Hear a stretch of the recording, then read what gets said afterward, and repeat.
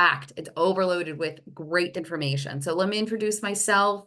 I'm Mayra Martinez. I have had the pleasure of being part of the porphyria community now for 3 years. I've been diagnosed with acute intermittent porphyria for 3 years. And this has been just wonderful, having a community of people to rely and to learn from. As we know, patients are the experts, and this is why these types of meetings is super, super critical and important. I would like to thank our president, Kristen Wheaton, for inviting us and putting all of this together for us, along with, of course, Katri, who is organizing different events and making sure that all of us from the community feel included and like we have a voice and our voice is actually being heard, our stories are being heard as well. So thank you, Katri, for doing everything you're doing, and the rest of the UPA team that is here. We are so beyond ecstatic to be talking about something that is so critical. We deal with on a daily basis, and that is our nutrition. So I would like to introduce Isabel. In many parts of the country, she would be referred to as Dr. Isabel, but she has specifically said, just call me Isabel. She is not only a porphyria patient herself, but is also a nutritionist with vast experience, specifically in the realm of oncology and also porphyria, being that she's a patient herself. So without further ado, I'm going to turn it over to Isabel. Just do me a favor, please stay on silent mode, but please add your questions in the chat, and we will try to get to them as soon as possible. And if we have the time to be able to do so today, we will address it today. If not, we will actually be sending this out so everyone has a copy of this recording. And also any additional questions that you might have afterwards, you can send them to info@porphyria.org. As we know, the UPA exists in order for us to have a better quality of life and for us to not feel alone, among so many other things. So Isabel, without further ado, I'm giving it to you. Thank you, Mayra. Thank you, everyone. Welcome. I hope I can show you new things about this illness. So just let's go. Oops. Here we've got an overview of classification of the porphyrias as acute porphyrias, erythropoietic porphyrias, and mixed porphyrias. The interesting thing about this article we see here is that the patient who experimented acute intermittent porphyria did not have any habitual genes altered, neither his parents. So scientific team just analyzed all his genome, and this is very good news for porphyria patients that are undiagnosed or underdiagnosed, because now we have access to a complete genome sequencing, so we can know if we are having porphyria or not. And one thing I want to point out is that the impact of lifestyle in our DNA, because now we know when someone tells you you've got a genetic illness, you think, or you may think you don't have nothing to do because it's genetic. But now we know something that's called epigenetic reprogramming. That is that everything, like what we eat, how we train, what we surround, emotions, exposure to nature, makes an impact on DNA, and also some specific molecules, like the ones that I've put in there, like butyric acid, methyl B vitamins, vitamin D. So just don't think that you don't have nothing to do, because our lifestyles impact in our DNA. So just to get into it, main nutrients can be divided into macronutrients and micronutrients. So we've got the ones that we need in large amounts, like carbohydrates, proteins, and fats, and the one that we need in small amounts, like vitamins and minerals. Into this, the Piero, that is an investigator, made a very good job, and he studied what of these macro and micronutrients were needed in all kinds of porphyria. Just to simplify that, I made this chart so you can see which of them are common for all kinds of porphyria. So we've got glucose in acute hereditary porphyria and varicose porphyria, and iron in congenital erythropoietic porphyria, cutaneous tarda, erythropoietic porphyria, and X-linked porphyria. We've also got vitamin B6 and beta carotenes as main nutrients for porphyria. So we are going to divide this meeting into porphyrias that benefit from glucose control and porphyrias that benefit from iron control.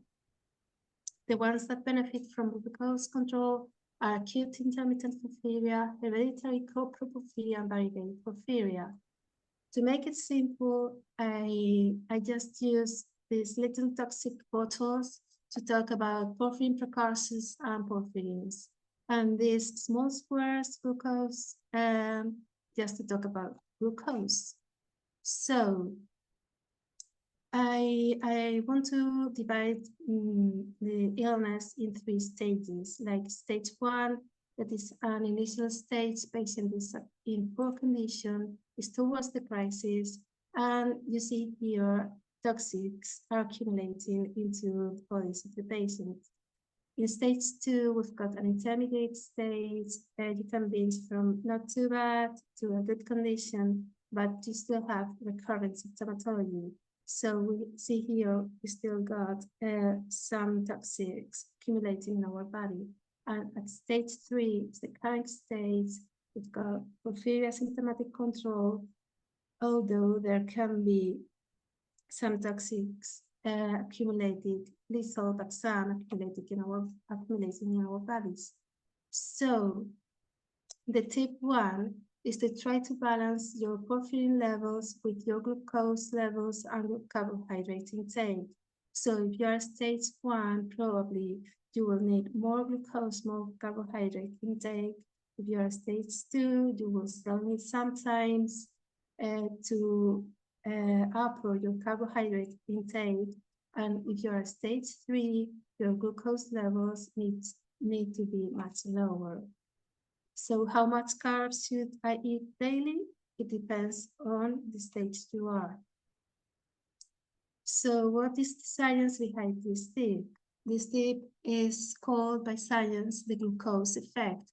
Why? Because when we fast, it can be at night or during the day, something toxic for us accumulates in our bodies that is called PGC1 alpha.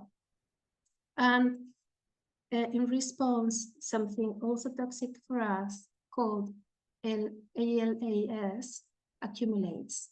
So what happens when we have something to eat?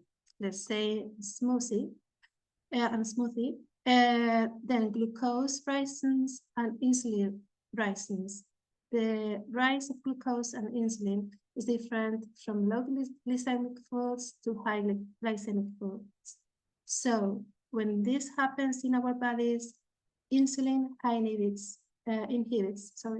PGC1 alpha and glucose make us to go lower. So the perfect combo for porphyria patients could be to have glucose and insulin in their bodies to lower PGC1 alpha and ALAS.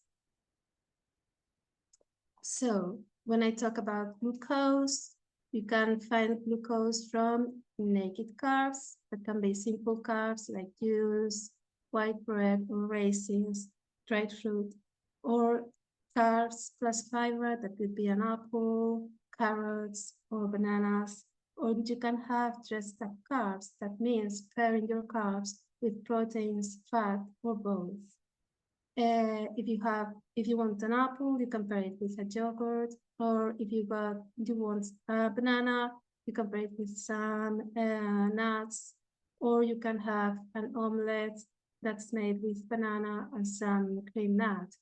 So what's the point of this? That when you pair your carbs with protein, fat, or both, and that this one option gives you the better response for glucose and insulin stabilization, the glucose and insulin stay stable in your blood for longer.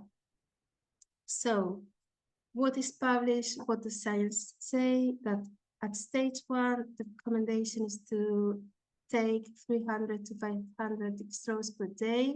I've just tried to represent it here in the presentation. At stage 2, there is no much information. And at stage 3, to follow healthy nutrition guidelines. So the science, the sentence, to instance, patients to follow nutrition guidelines at every stage of the illness, I find it is not the thing to do, because you have to go from this to this, and you can only go if your porphyrin levels are at a very low stage. So what else science says? That you need an energetic equilibrium. That means that you need to know how many kilocalories you need to eat for your porphyrins not to go up. And also you need a proportion of macronutrients concretely. You need some carbohydrates, proteins, and fats. And if you change this proportion, you may excrete more porphyrins. So regulation of glucose in our body is made very tightly. We just can't store 4 grams of glucose now in our blood, 10 grams of glucose in our liver, and up to 40 grams in our muscles. But what happens to porphyria patients? That liver and muscles, when suffer a porphyria crisis or are getting out of them, are not at their very best stage. So this kind of storing is not made for them completely. I want you to remember this: blood, liver, and muscles. So let's move. Here you've had blood with the heart, liver, and muscles. And what is, and the brain controlling everything, what is in common with these 3 things in here is that they are very rich in an organelle called mitochondria. They are very rich in them. Mitochondria are like the power banks of our bodies, what let us have enough energy to do every chemical process in our body. So when we have the illness, it's like if we have an earthquake inside our mitochondria, and they can be severely damaged. So I don't know if you're conscious of this, but all of the porphyrin change happens somehow inside our mitochondria. And what also happens inside of our mitochondria is something called cytochrome P450. I will try to explain this as easier as possible. Cytochrome P450, let's say, is like a highway, and drugs or porphyrins or food are like cars driving through this highway. So if you are at a very poor stage of the illness, stage 1, you will have a lot of cars going through this highway. So when you try to put a drug on top or food on top of this highway that is already jammed with that cars, your body is not going to deal with them. So what happens? So, what happens, or how are we affected by some things in a porphyria attack? Some things metabolized through these cytochromes P450. So here we have this article, and they have studied a lot of foods and how they affect cytochromes. So if you see here, red or blues or oranges means that this would affect this highway. So you see here coffee, -2, and you see here green tea, for example, -3. So this something's present in coffee and tea affect cytochrome. So if you are in stage 1 or even stage 2, that could be affecting your metabolism of these substances. So you can metabolize them worst. I want to make you conscious that everything that you eat, even apples that are very safe for porphyria patients, go into little parts that are chemical parts, and we have to process that parts in our bodies. So I want you to make you conscious too that we have in our hands through diet and exercise and our lifestyles to influence the genome that is inside our mitochondria. And this is very important because we've got the power to repair what illness has made to our mitochondria. And we can create a benefic metabolic environment in mitochondria. What can we do if we are at stage 1? We want to identify our triggers, like if there are drugs or hormones. We want to know if there is pain. We want to use electric blankets or hot water showers. We also want to eat foods that are safe enough for us, and to use techniques to have enough rest whenever necessary, without lights or audio or strong smells. So just rest in silence in our rooms. So what do I eat? Do not fully trust your hunger sensations. You need energy just to breathe and to make your heart pump.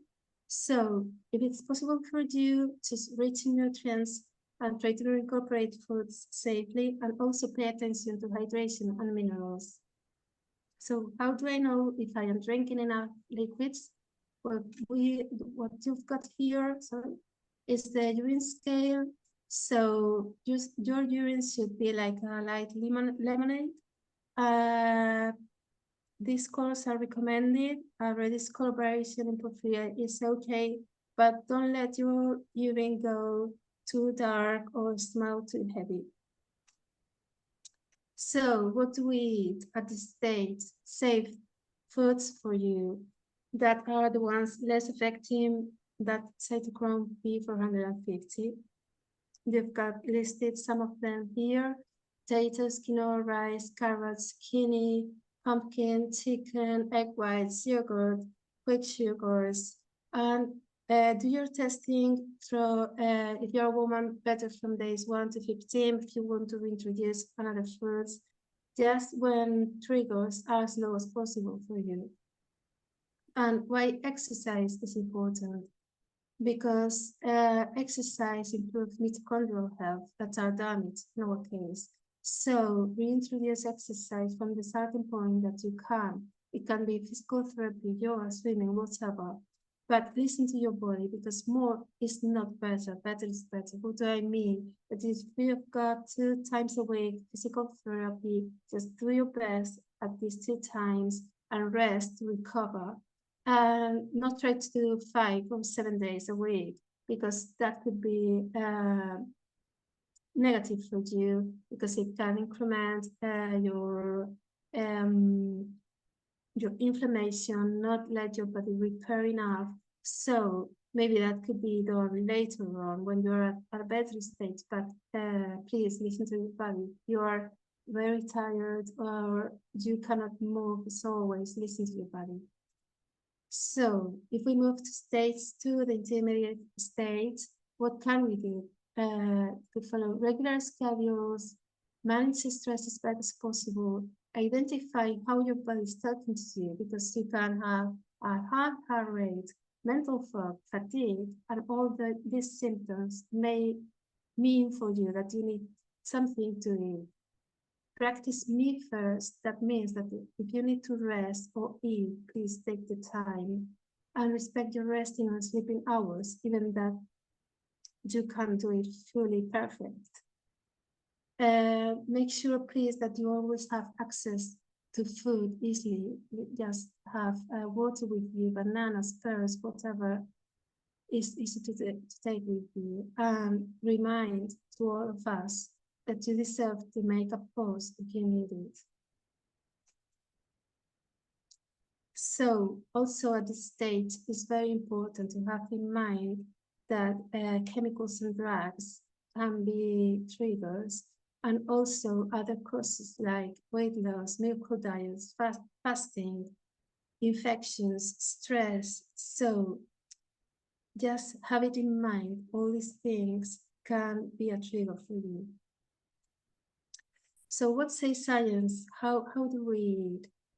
Some scientists say porphyria patients should follow general population nutrition guidelines, but eating enough antioxidants with a high carbohydrate diet. But other scientists are not according with the others and say that keeping a high carbohydrate diet do not prevent crisis and it's not recommended. And the most habitual diet in Norway has 44% carbohydrates, and most patients are okay. So, what do I think? That we are rare, but others are rare too. That's what means N equals 1 means that everyone is unique.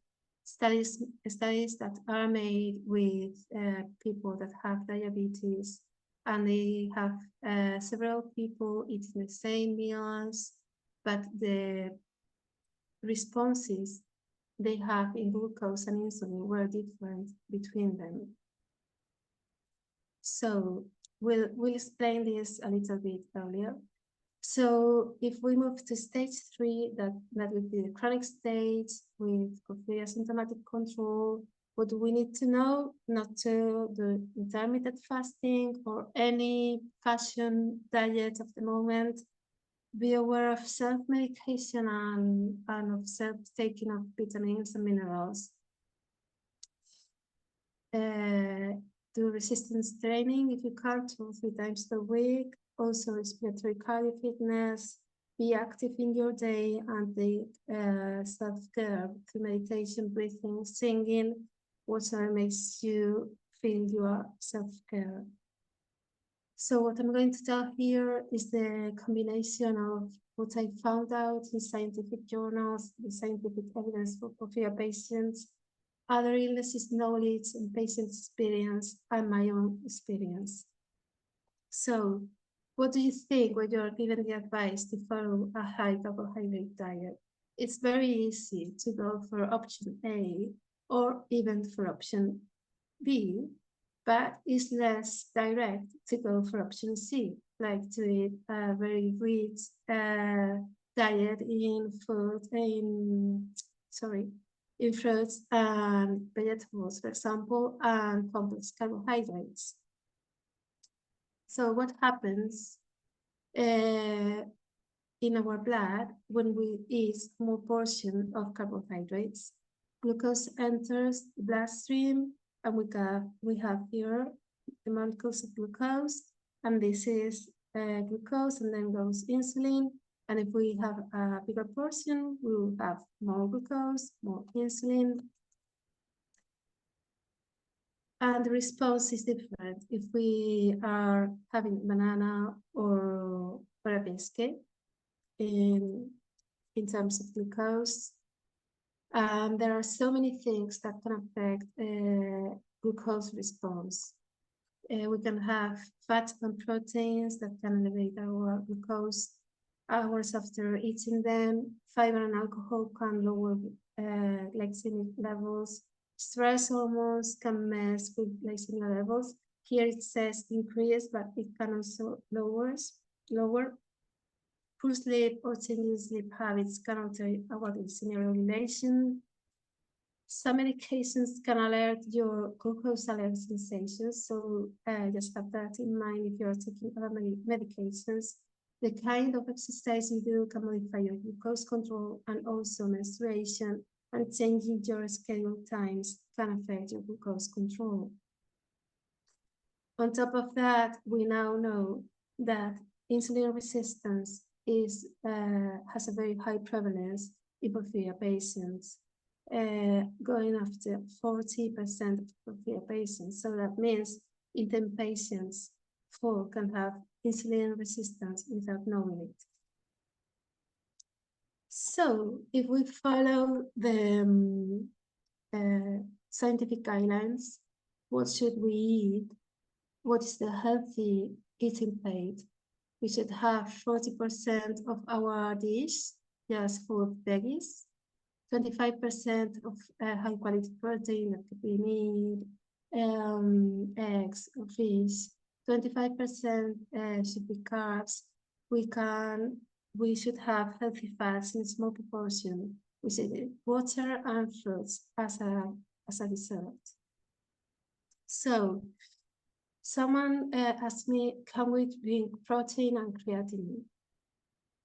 I would say just review and question if you really need it, because as far as I know, 90% of USA population take as double as the quantity of protein that you should be eating. So please have your kilocalories, the calories you need, the macronutrients, micronutrients, eat when you need it, and then if you need it, or just if you need it, supplement.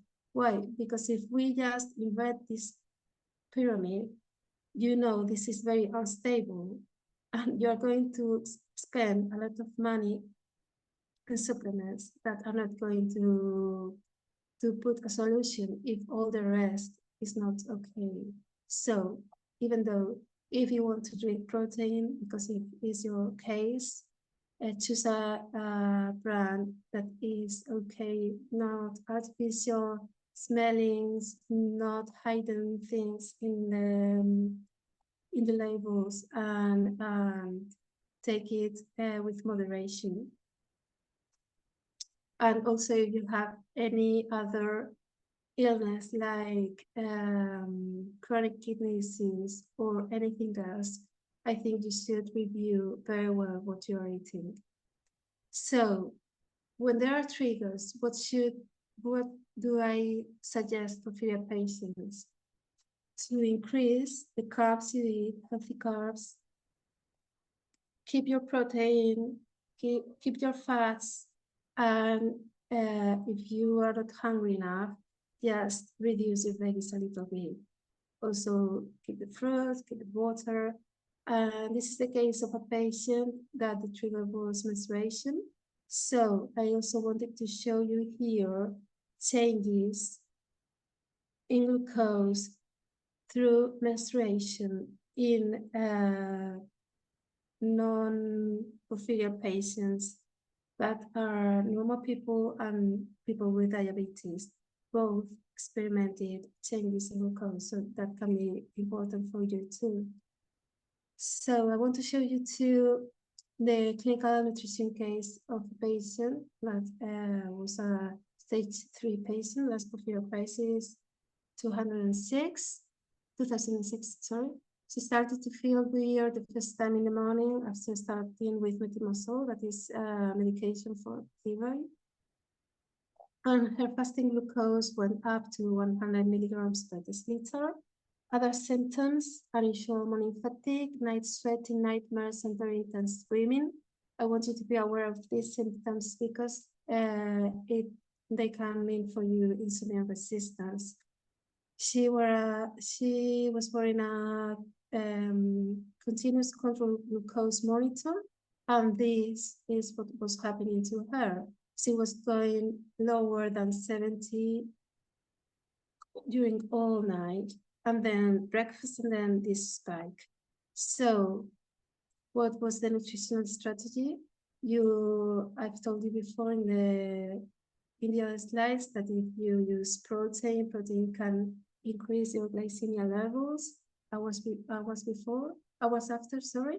So we put protein after her dinner, a protein snack, and this what was happened.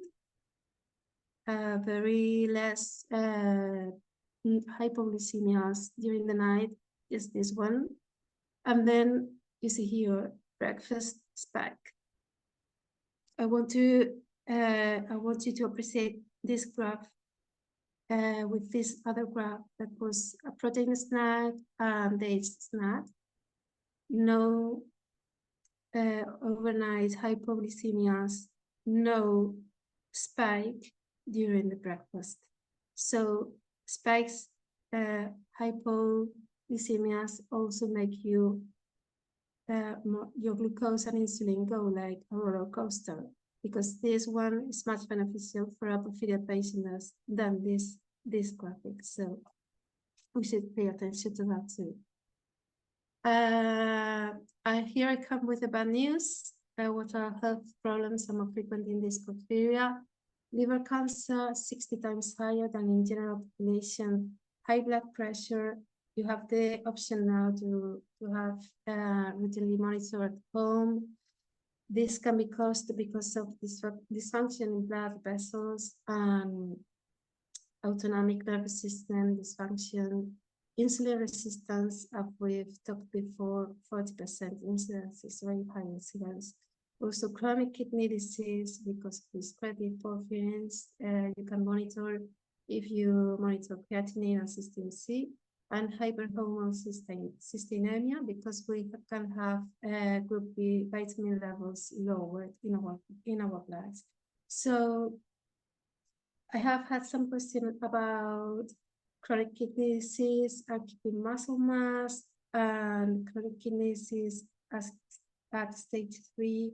What I can say is eat enough, monitor your phosphate intake and your potassium intake, and don't go very up in your protein intake.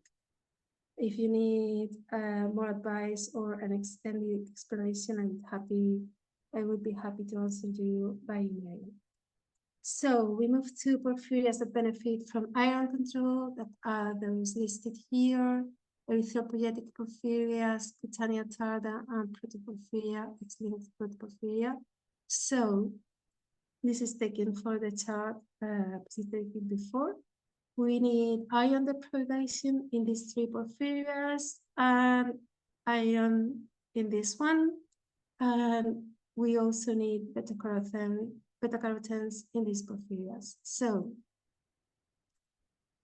iron is tightly regulated in our bodies because if we take too little, we can go through anemia, fatigue, or immune growth or neurocognitive effects. And if we take too much, we can have problems as liver disease, diabetes, cardiomyopathy, or cancer.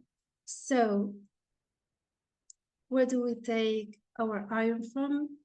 From the dietary iron absorption, also from erythrocytes that are old, and then the iron is recycled by macrophages.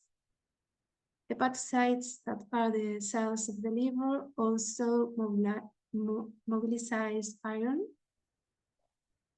So iron is slightly regulated by a molecule called epsilon. I want you to think of epsilon as a key that opens a door, if opens or closed in this case. If you got a lot of epsilon in your body, you are going to lock the door a lot of times, so iron is not going to access to your body. And if your epsilon goes lower, iron is easier accessing to your body. So what happens in porphyria patients? That we all suffer from chronic inflammation. So when chronic inflammation occurs in our bodies, something called interleukin-6 goes up, and that molecule stimulates liver epsilon production. That is the key that closes the door to iron. So inhibits APO production and release, inhibits macrophages to release iron, and inhibits our bowel cells to absorb iron. That means that iron goes lower in your body without other cause than chronic inflammation. So if you make inflammation, if you have a lower decrease of inflammation, you would have a better state of iron. What other things affect epsilon? High glucose in your blood, inflammation, and if you don't eat enough, and on top you put exercise, that's going to do that epsilon goes up and your iron goes lower. So why our bodies do that? To have a better insulin sensitivity in that case. So, sorry, does iron affect acute intermittent porphyria? Yes. Why? Because you've got inflammation and you can have unknowingly negative energy balance or high glucose in the body. So where do we get our iron from? We can get it from meat, fish, or liver with a very good absorption, 40% absorption, or we can get it from vegetables, from green leaves, nuts, legumes, fortified cereals. But this iron absorbs very little, up to 10%. So I would say if these porphyria have problems with iron accumulation, the best option is to go through a vegetarian diet. And if in this kind of porphyria you need to get better levels of iron, just go through these iron sources. So on top of that, non-M iron can be affected by other nutritional factors that are enhancers like vitamin C, gastric acid, or inhibitors like phytates, polyphenols, calcium-rich foods, or dietary fiber. So what does it mean? That if we got lentils to eat and we add red peppers and as a dessert we take strawberries, we are going to enhance our iron absorption. But if we take the same lentils and we take yogurt after it, and then we drink coffee after it, our iron absorption is going to go lower from these lentils. So we can manage our diet to improve or limit iron absorption in our benefit. So what does science says about strategies to deal with iron in these kinds of porphyria? They say to go to pair phlebotomies with very low calorie diet, get better results for iron control. There is not much, for not to say anything, published about following a vegetarian diet plus using inhibitors. What is published now is that iron supplements may cause side effects in erythropoietic protoporphyria. So I suggest to go for other options like methyl vitamin B supplementation before supplementing with iron. And why do I say that? Because if we read about what does iron supplementation to our bowel, we need to supplement iron in physiological doses. And also iron can cause intestinal inflammation and change microbiota, our gut microbiota. That is very important for us. So that for me would be the last option if needed. Other things that are important for these kinds of porphyria are the ingestion of beta carotenes. It's better to take these beta carotenes from food than from supplements. Indeed, if you take just supplements that's been measured, just supplementing beta carotenes in your skin cannot be measured, but if supplementing beta carotenes and getting from food, the levels of beta carotenes in the skin is very much better.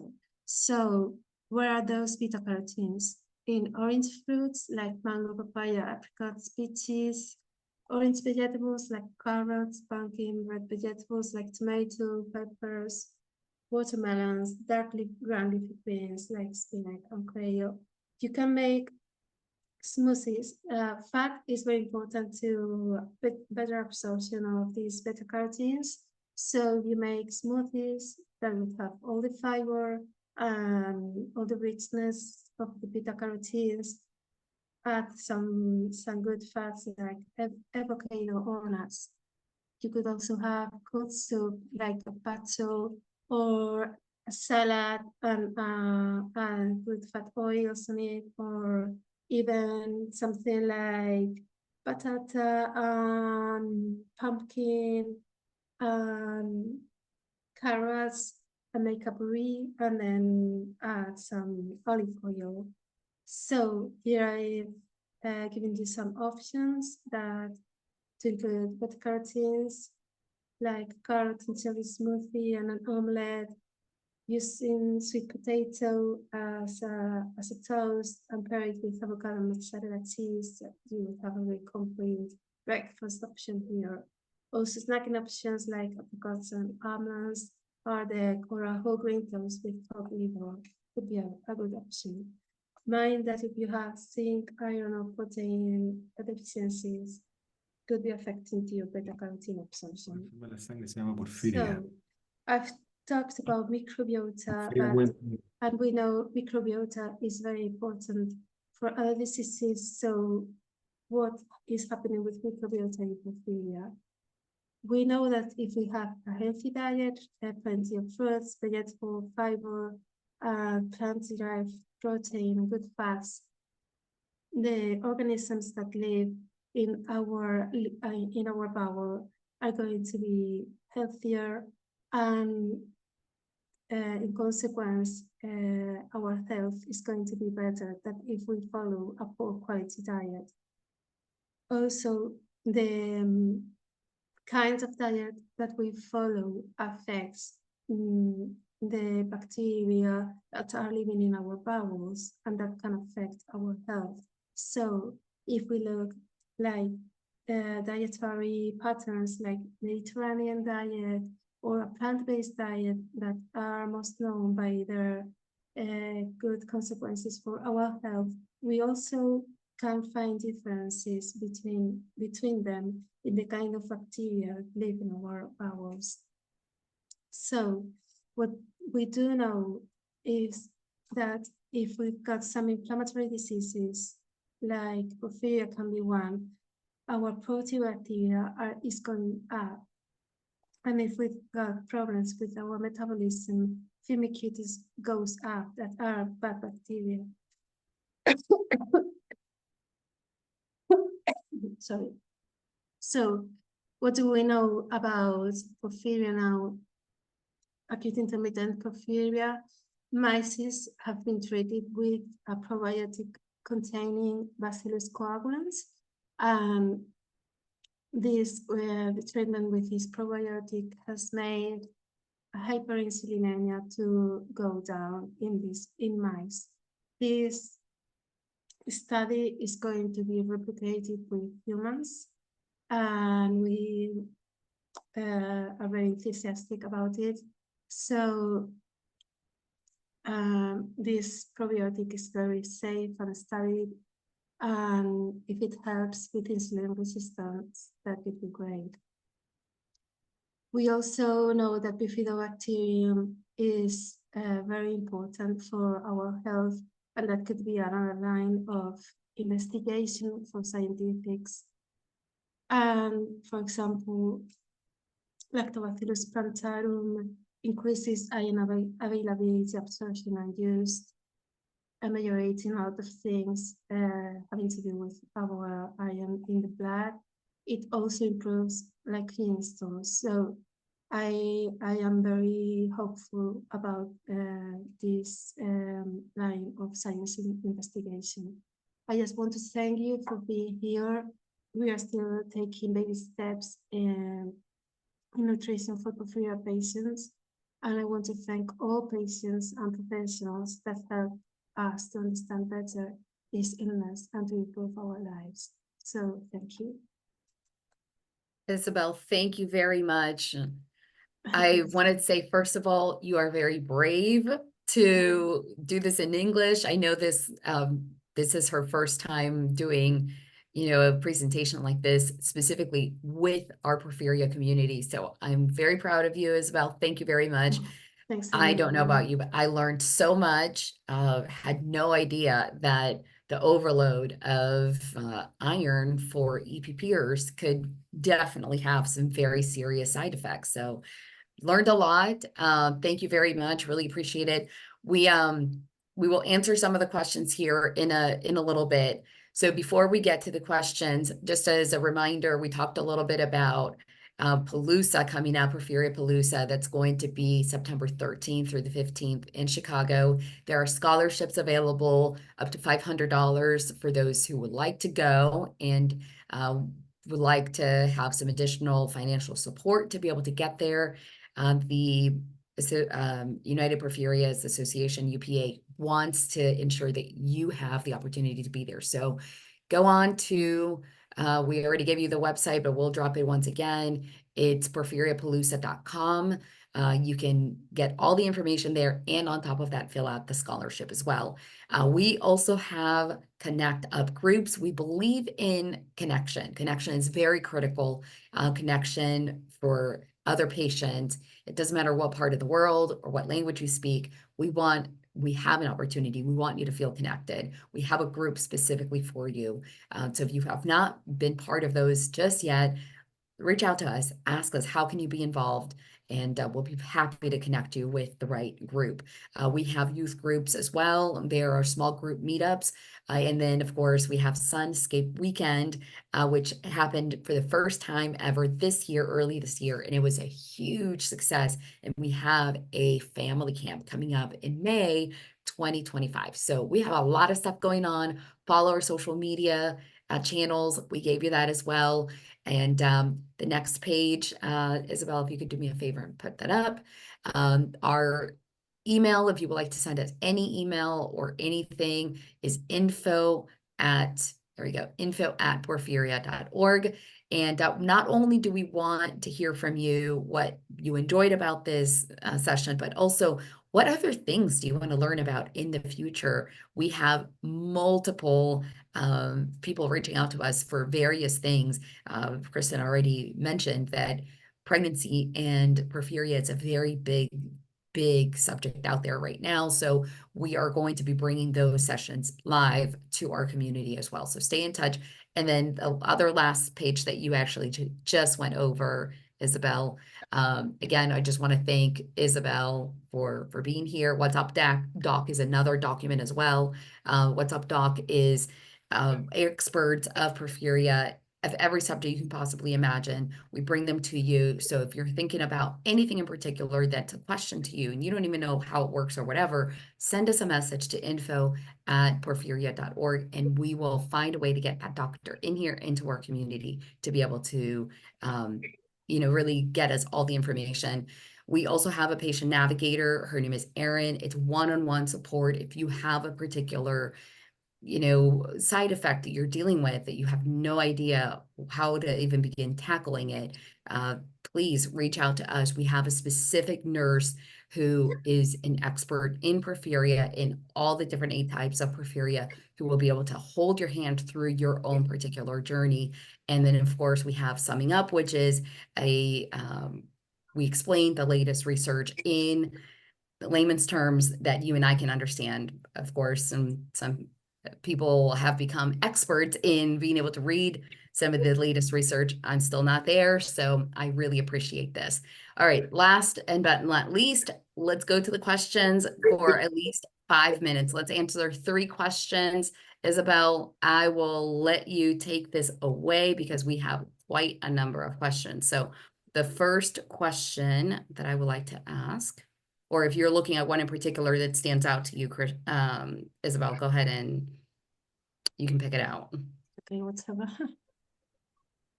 You're like, which one? There's too many? I don't know. I've just read if chronic kidney disease is at 3rd stage, what's an ideal plan like for AIP? I have to know more information about this patient, because if you are at third stage of chronic kidney disease, you may have some other problems, too. So if you can go through a healthy dish, and if you have AIP, you should know which stage you are, and just adaptate your carbohydrate intake. If you have carbohydrate sources that are high in potassium, you can soak them and then cook them and not use the water, and that can lower the potassium in that, say, in potatoes. But if you think you need something more specific, like if you would like chronic kidney disease webinars, or counting carbohydrates, or something that you think that could be especially interesting for you, please let us know, because it is very difficult to just sum up everything that we have to say in 1 hour. So if you need specific information about some kinds of diseases, please let us know. I don't know if there is something. That's really good. Here. That's really awesome. Somebody else just asked another question, and I think this is really important. How many calories, or are we supposed to be counting our calories when we have AIP? It's going to depend very much on your age and your metabolic consuming, because if you've got have in mind that I haven't mentioned your weight, because you can be overweight, and if you use normal formulas of calories calculation, is going to overestimate your calories consumed. So, and also if you are very inflammatory, is going to underestimate your kilocalories consumed. So you need to do like specific counting of calories for your case. Maybe we can think of that and try to use patients with like doing a specific calculator. I don't know why. I'm just I don't know how I'm just thinking out loud. But we can make like a specific calculator, just saying if you're a woman or a man, what is your age, what is your height, what stage of porphyria are you in, and another factors, and try to estimate kilocalories of that person. The best way to do it is to go with a professional that can estimate and understands these cases. So, and also working with the patient, because if a diet with X calories is delivered to the patient, and then the patient is not feeling right, it's going to be known very, very fast. So the patient and the nutritionist or the doctor or whoever is taking this patient should be in contact, just to talk and to know what is feeling okay and what is not feeling so good with the patient. That's why so many people is not on this position to work with, like I call, difficult patients, because they make very much questions about the illness. So, and you need to very much be precise with the person, not with the illness, because we don't treat illnesses, we treat persons, and each person is different on its own, because they've got different levels of inflammation, different porphyrin states, different, all is very different. So giving an answer is very difficult for me in this case. Perfect. Thank you very much for answering that, Isabel. So just as a recap, should there be a specific calorie count, for example, for a female in their 40s who has AIP? What should be the typical calorie count that person should be eating? So let's say it's me, just to make it simple and personalized, okay? Sure. Say my height is 169 centimeters. My weight is like 64 kilos. And I am stable at stage 3 dysphoria. I don't have crisis. And my inflammation state, because I know I've measured my protein reaction level, is low. And I could go easily to 1,800 kilocalories. But this could not be the same for the same person, same age, with stage 1 porphyria. I don't know if Got it. maybe that's the kilocalories needed for that could be much higher, just because the inflammation and the demanding of the immune system of energy. So just to keep you alive. So that could be very different. And that couldn't be the same if I was overweight and I was trying to lose weight. So because all the things that you do with a porphyria patient need to be done with caution, because when it comes to weight, you've got like a set point in your brain that's going to return to the weight where your body feels at ease. So everything that you do needs to be done with caution, so your brain is at ease at every phase of what Exactly. you are doing. Absolutely. What I am hearing through the whole entire thread has been, don't worry about the weight. Don't worry about any of that stuff right away. As a patient, we need to deal with really understanding porphyria and nutrition first. And to your point, treat the patient, the person, not, just the symptom. Don't just deal with the weight. Just really deal with that person as a whole, deal with the illness, and then everything else will sort of fall into place. So let's not put ourselves into that, because it can be very dangerous, especially with this rare disease that we have. A lot of people are asking Isabel whether if they can work with you, because we have all different levels. We have one person in here who is asking about a child. We have another person in here who's asking about teenagers, and there's another person in here who's about to start a treatment. And all of their questions is, Isabel, can we work with you then one-on-one? Because if we're talking about treat the person versus just a general, I would be happy, because of course a teenager is growing up, child is growing up, they need more energy. And if you are under medication, maybe you need to have some things into account, some things that can happen. So every case, even though we all have porphyria, every case can be different, as I have just said.